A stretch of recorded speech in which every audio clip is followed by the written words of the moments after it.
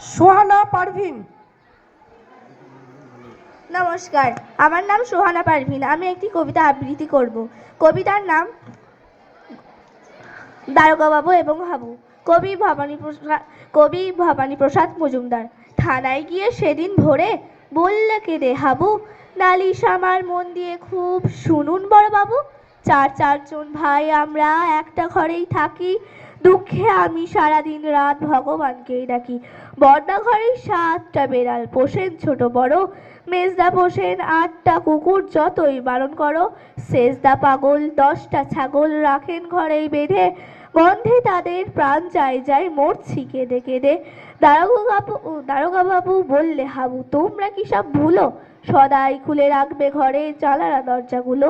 শুনেই হাবুর বেজায় কাবু, বললে করুণ সুরে, 150 পোষা পায়রা আমার যাবেই যে সব উড়ে। নমস্কার।